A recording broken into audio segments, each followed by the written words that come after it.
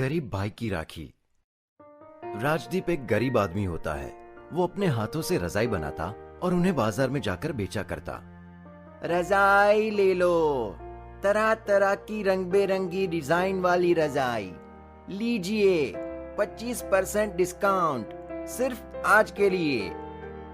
दिन भर राजदीप गला फाड़ फाड़ कर रजाई बेचने के लिए गुहार लगाता, लेकिन उसकी रजाई को खरीदने एक ग्राहक तक नहीं आता।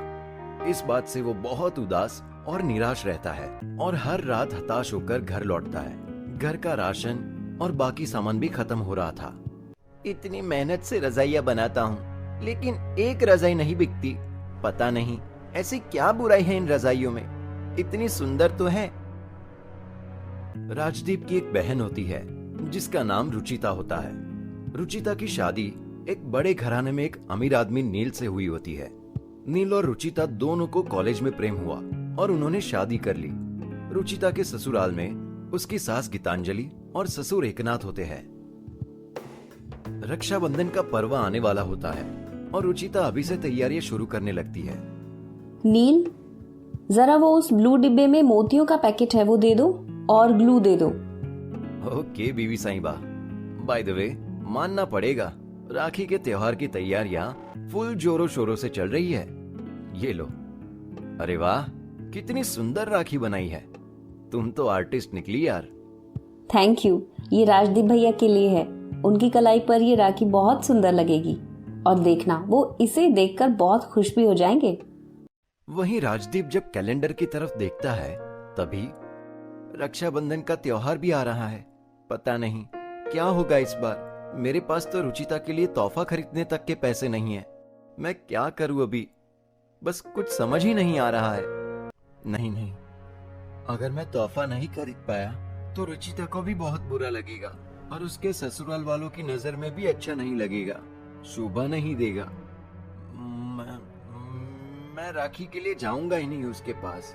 हाँ, कोई ना कोई बहाना बना दूंगा, लेकिन जाऊंगा नहीं अगर पैसे नहीं जुटा पाया तब तक। देखते हैं, और 3 दिन बचे हैं।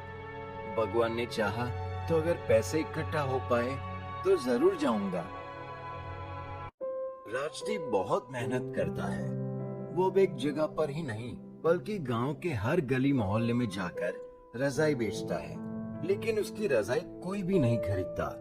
घर आकर राजदीप को रुचिता का फोन कॉल आता है। हेलो राजदीप भैया, परसों आपको किसी भी हाल में यहाँ आना है, याद है ना? राखी आ रही है। हाँ रुचिता, जानता हूँ। जी, तो आप आइए। मैं आपकी फेवरेट जलेबियाँ और बाकी पकवान भी बनाने वाली हूँ। और आपको पता है मैंने इस बार अपने हाथों से आपके लिए राखी बनाई है। बहुत मजा आएगा परसों। Okay bye, see you. लेकिन रुचिता, मेरी बात तो सुनो। इससे पहले कि रुचिता राजदीप की बात सुन पाती, उतने में फोन कॉल डिस्कनेक्ट हो जाता है। ना जाने क्या होगा परसों। अब बस कल का ही दिन है। अगर कल मैं पैसे नहीं जुटा पाया तो मैं चाहकर भी अपनी बहन से राखी नहीं बंधवा पाऊंगा परसों। छी, कैसा भाई है रे तू राजदीप। एक तोहफा तक नहीं खरीद सकता अपनी बहन के लिए। बहुत गुस्सा आ रहा है खुद पर। फिर अगली सुबह राजदीप जब रजाई बेचने बाजार जाता है तब उसे एक आदमी मिलता है और वो उसे कहता है, अरे भाई साहब, मुझे आपकी रजाइयां बड़ी ही पसंद आई है। क्या आप मुझे 10 रजाई दे सकते हैं? आदमी की ये बात सुनकर राजदीप के चेहरे पर एक अलग सी चमक जग उठती है। जी जी, क्यों नहीं, बिल्कुल बिल्कुल, अभी बांधता हूँ 10 की 10 रजाइयां। राजदीप उस आदमी को 10 रजाइयां बेचता है और खुशी से नाचने झूमने लगता है। ये, अब मैं अपनी बहन से राखी बंधवा पाऊंगा। अब मेरी कलाई सुनी नहीं रहेगी राखी के दिन। हुर्रे!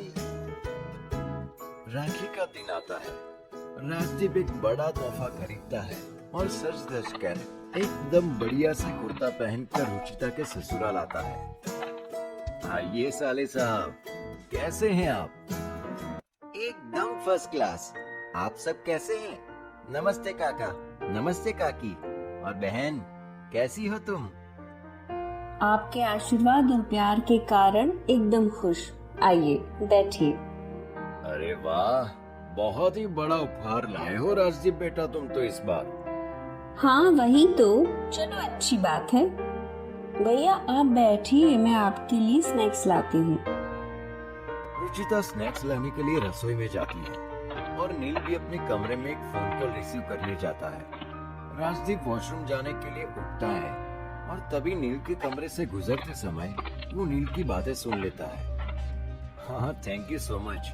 मेरे कहने पर वो 10 रजाइयाँ खरीदने के लिए और मेरे साले साहब की मदद करने के लिए।